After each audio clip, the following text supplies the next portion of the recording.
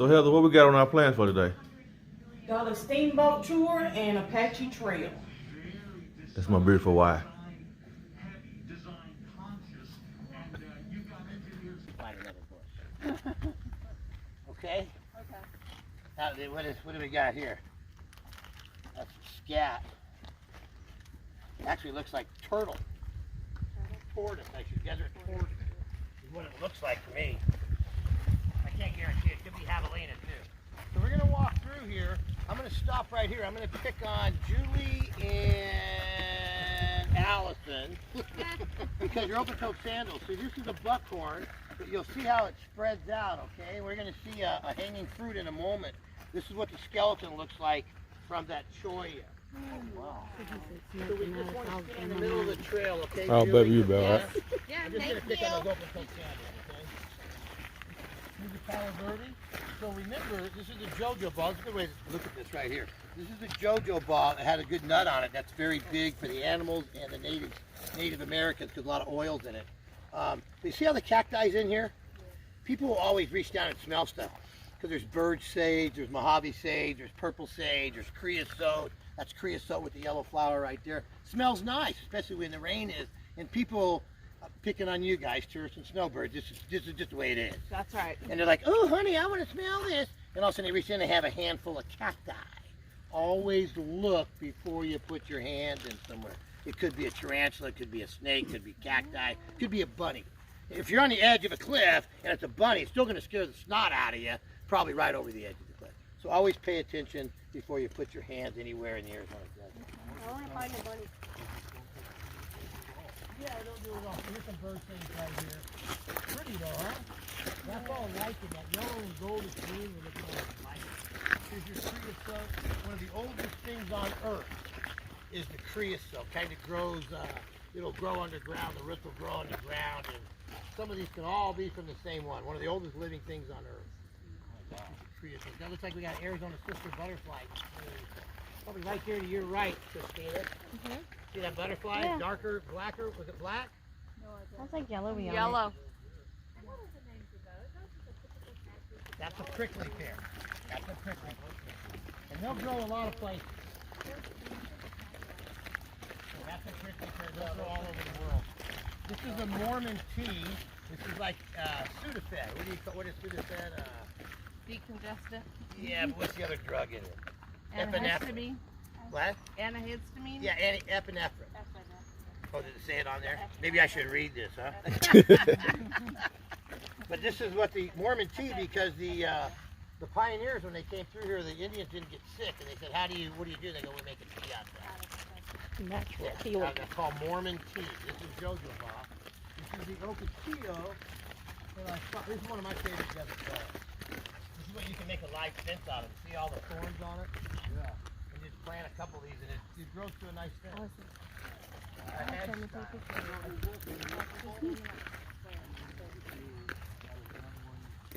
Yeah, definitely. Oh, wow. I thought I see some blooming out there. I don't see any. So here's your cholla. This is your jumping cholla.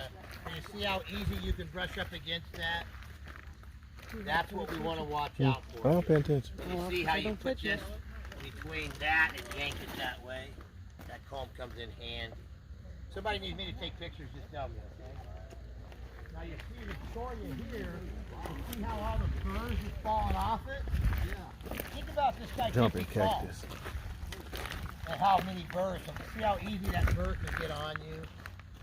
So that's what you want to be careful of with this cholla. That's called a jumping cholla or a teddy bear. Any questions at all? So you'll see the skeleton of the cholla out there, which makes good decoration too. But one thing you don't do in my desert, you can take memories and pictures, and you can leave footprints. That's it. I take people out. I've taken people out to the. I've taken a guide. Where am I at here? Right back over here. Next, we see Siphon Draw going up there. You know, about you can probably see part of the trail. That's a stiff hike. A couple good nice springs up there too. Fresh spring water. Where there's a fallen giant saguaro. Look how giant that guy is. Giant saguaro, and there's a boot there. And I pointed it out to the kid. You all right?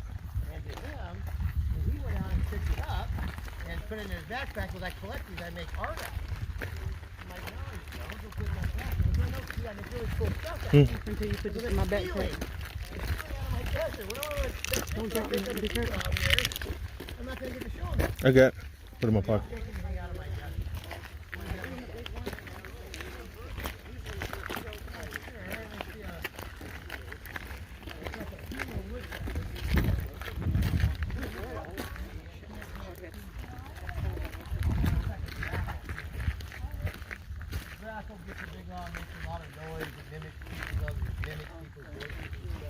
Not the tone of their voice. The big long feathers and then drops off. Looking at it right now makes me think grass, but I can't get it. It's not a big bird yet. Now there's a hand of fruit choya. Now if you look over there, you see that choya with all those birds up against that tree, kind of mounded up. See how that's the fruit. We're not going to eat that.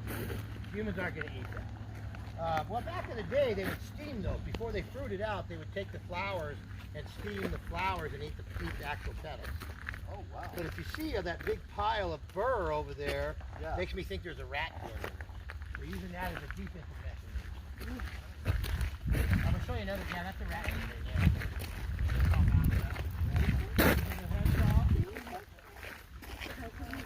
Claret hedgehog, reddish, purplish, all three of these. Oh, okay. These guys are bad. They'll come back too. They'll come back. That's part of the saguaro cacti ribbon. Yeah, here's some more right up here.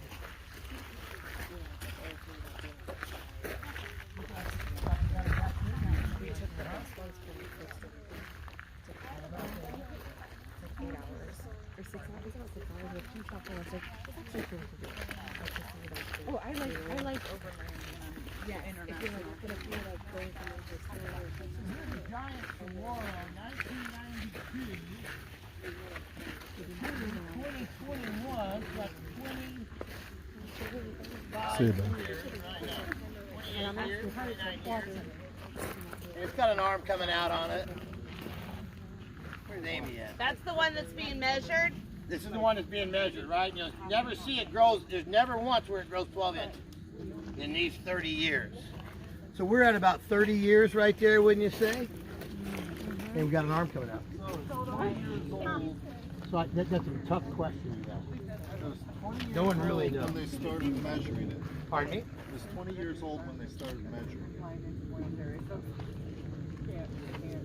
20 years old, growth measurement was started in 1990. Holy crap. That's about 50 years old. Height will be Don't do that. And this is called Canyon Lake. I think it's 900 Canyon Lake. Of surface water, 900 acres of surface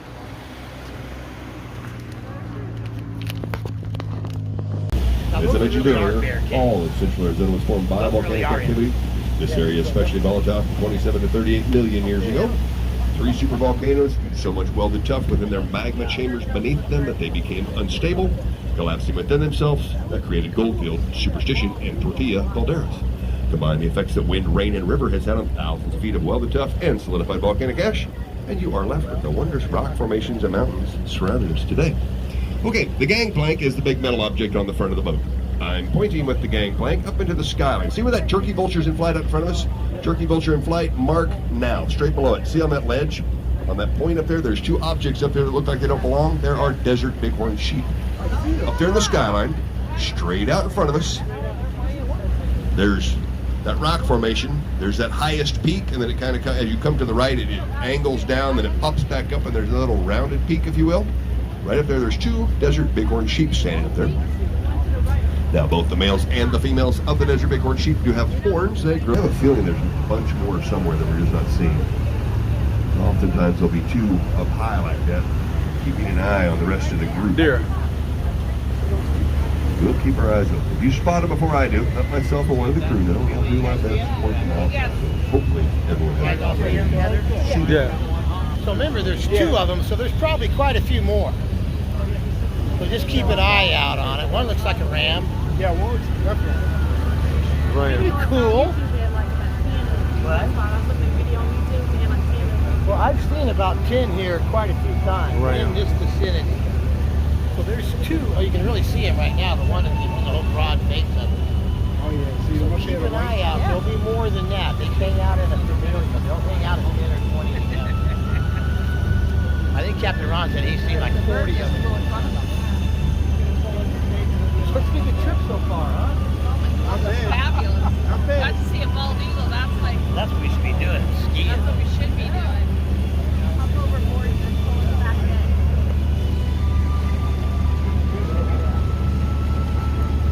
Pretty nice. Gorgeous. Nature. Mother Nature is fast. What's your name? John. From New York? Yeah. I had thought so. You hide it well. You hide it well. Oh, thank you. That away. Give us away. Well, you can really see the rear end of that bighorn sheep. Oh, yeah.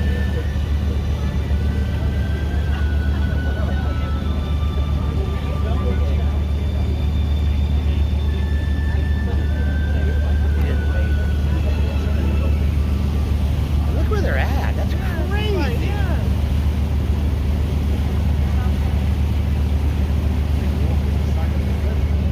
And they can fall too, but and you can hunt. I think there's one a year on Lake Right and Lake Left.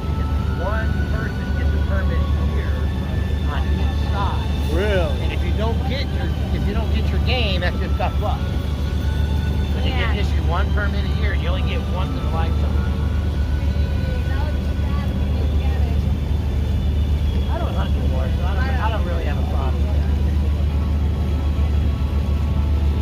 I used to hunt. I just don't think with a high-powered rifle, there's so many options you can feed, you know. Yeah, I think you wanted to go on.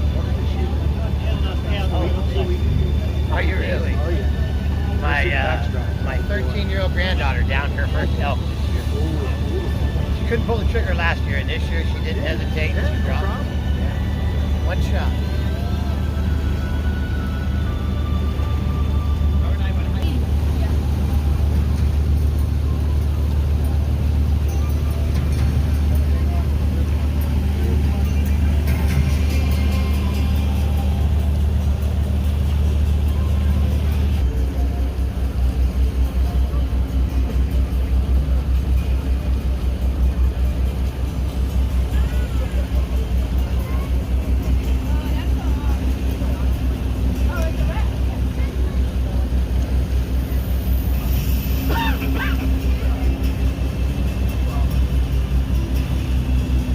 I ain't no white boy.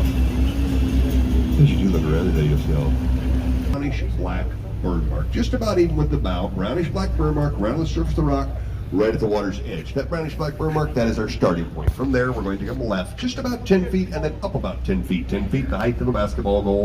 Don't get too carried away, don't look too high. Those of you that are upstairs actually looking slightly downwards. What you're looking for, circles and round ball-like rocks. Once you start to see a few of them, look around, you'll see there's thousands of them scattered all over the rock face. What you're seeing there are the buttons of petrified trees along with geodes and nodules. Petrified wood is created when organic materials have been replaced with minerals while retaining the original structure of the wood.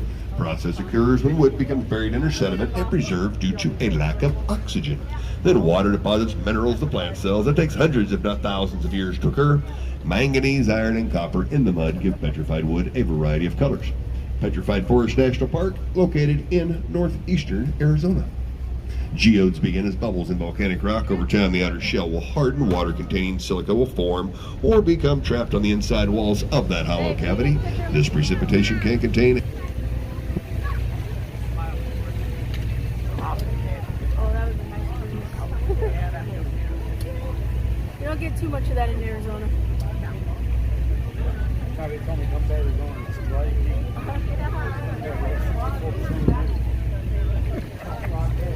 Sweat as you put that in New York. So I'm used to sweat. Do you guys still live in New York? You brought her. You bring her? Yeah. Good job. Like those of a storied past on the circle age of 1872, a small tribe of around 100 Yavapai Indians made home in a cave about 5 miles upriver from where we're currently at, about 1,200 feet up one of the cliff faces.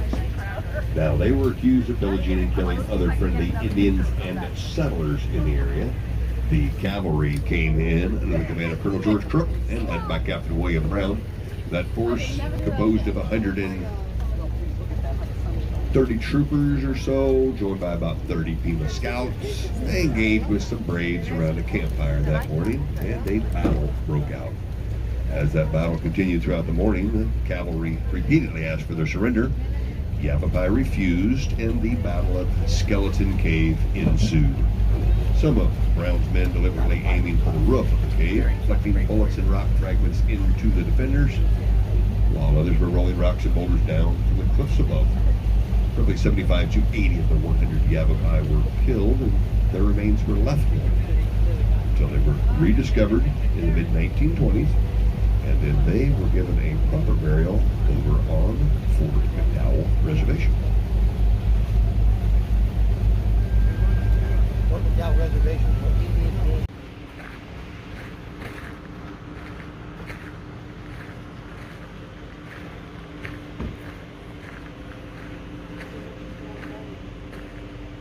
He said if he down here, he gon'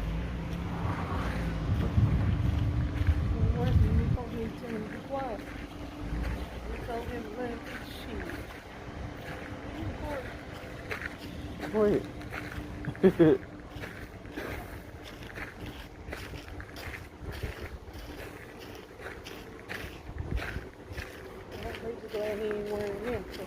Yeah, he like it. Oh, yeah. Yeah. What's the name of the town?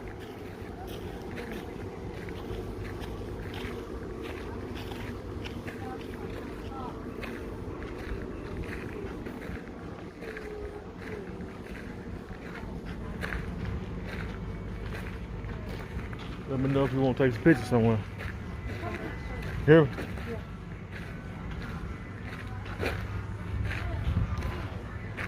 Make you think you're on a cowboy movie.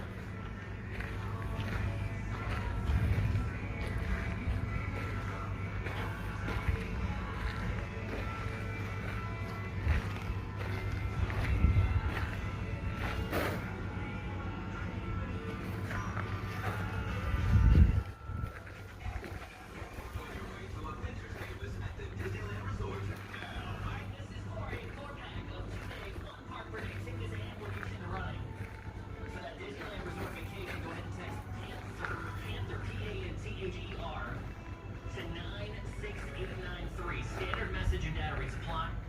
Confirmation text will be sent. Good luck. It's 1025 KIX. With a go.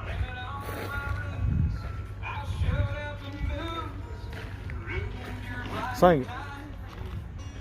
Sing it.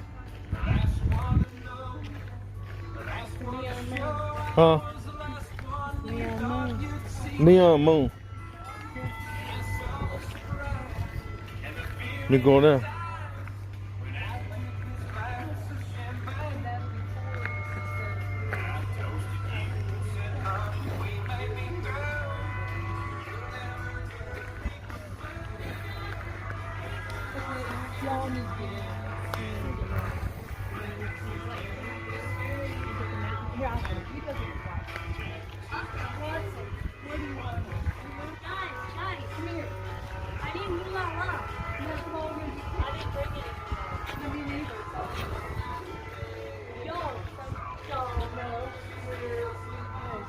What?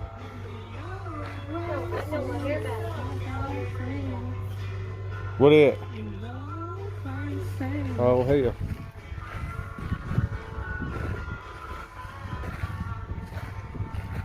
Lock you up. I'm gonna put you right there. Go ahead. Where you wanna be at on whatever? Drop that rope. Don't get up there, 'cause let me take pictures. Well, up there.